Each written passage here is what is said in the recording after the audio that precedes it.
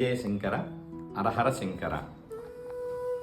కుంకుదురు బుడతల మావడి శివాలయం వద్ద స్నానాలయం వద్ద పరమేశ్వరుడు యొక్క సంకల్పం చేతన మహాసౌరయాగము, అంటే సౌరము అంటే అందరికీ తెలుసున్నదండి, సూర్య సంబంధమైనటువంటిది.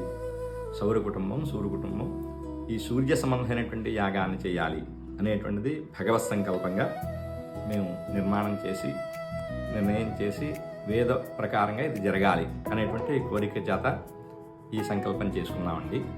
దీనికి ఏంటంటే ఇప్పుడున్నటువంటి కాలాన్ని బట్టి విపరీతమైనటువంటి ఖర్చు ఎక్కువగా ఉంటుంది కనుక 10 మంది సహకారం చేస్తే కానీ సాధ్యపడదు.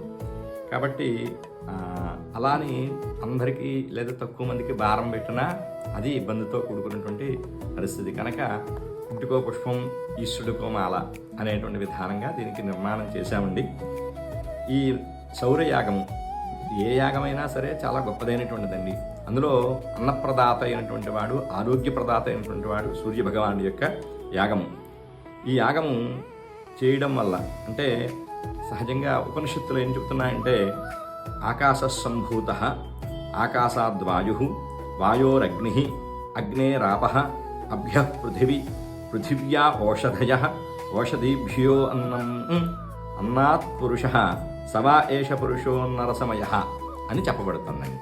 అంటే ఇదే అంటే సహజంగా ఏంటంటే ఆకాశ సంభూత, జీవుడు ఆకాశంలో ఉండి అక్కడి నుంచి వాయువు ద్వారా ఆ వాయువు అగ్ని యొక్క సంసర్గం ద్వారా ఆ అగ్ని వాయువు యొక్క సంసర్గం వల్ల వచ్చేటువంటి ఆపహ అంటే నీటి ద్వారా ఆ నీరు వర్షమై పృథివీ మీదకి వస్తే ఆ పృథివీ ఓషధి రూపంలోనూ అన్న రూపంలోనూ మనకి పంటలను అందిస్తే ఆ పంటల్ని ఆ జీవం తింటే అంటే జీవరాశులు పురుషుడు మనుషులు అవనండి, జంతువులు అవనండి, ఇంకోటి అవనండి, పక్షి అవనండి, ఏ జీవైనా సరే ఆ అన్నాన్ని ఓషధిని తినడం ద్వారా తద్రీత్యా ఈ యొక్క విశ్వం అంతా నడుస్తుంది, సృష్టి నిలబడుతుంది.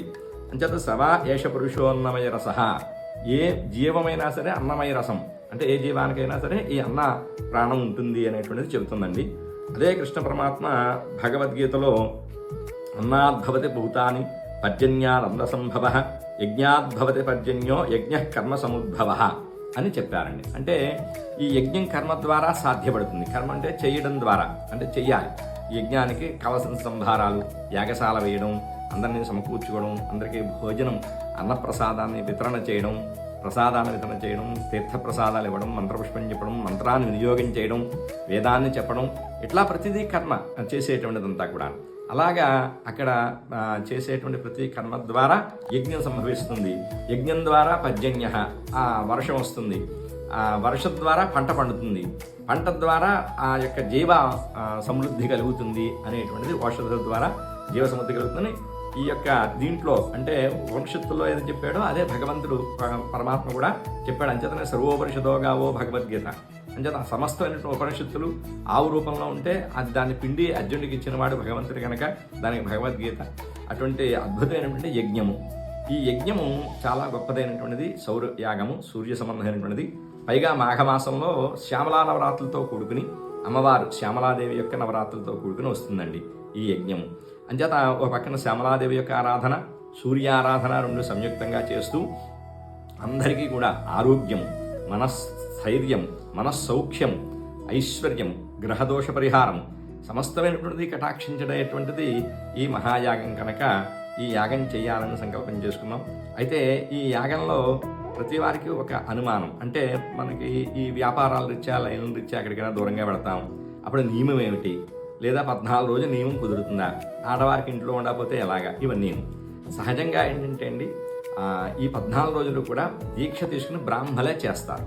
లోక కళ్యాణార్థం చేసేటువంటిది కనుక అందరి గోత్రనామాలు మామూలుగా చెబుతూ అందరి గోత్రనామాలతోటి మీరు ఇచ్చినటువంటి ధనాన్ని ద్రవ్య రూపంలో మార్చి ఖర్చు పెడుతూ చక్కగా ఈ యజ్ఞాన్ని నిర్వహిస్తాం. కాబట్టి ఏంటంటే దీక్ష అంతా బ్రాహ్మణ మీదే ఉంటుందండి.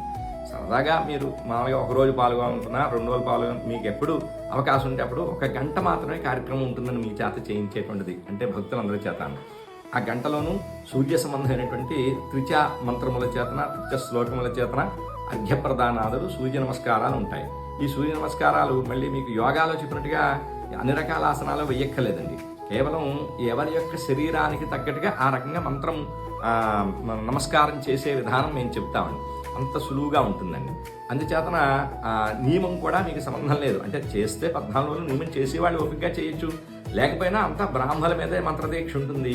మీరందరూ వచ్చి చక్కగా ఓపిక ఉంటే వచ్చి ఆ గంట సేపు పార్టిసిపేషన్ చేసి ఆ యాగ దర్శనం చేసి అన్నప్రసాదాన్ని స్వీకరించి వెళ్ళిపోవచ్చు. లేదు సాయంత్రం మంత్రపుష్పాలకి తీర్థప్రసాదాలకి రావచ్చు, లేదా అసలు రావడం కుదరలేదు ఏదో ఒక రోజు రావచ్చు. ఎలా అయినా దీంట్లో పాల్గొని ఈ కార్యక్రమాన్ని మీరు జయప్రదం చేసి చక్కగా ఈ యజ్ఞంలో పాల్గొని ధర్మకార్యాన్ని నిలబెడతారని కోరి ప్రార్థన. జయ జయ శంకర, హర హర శంకర.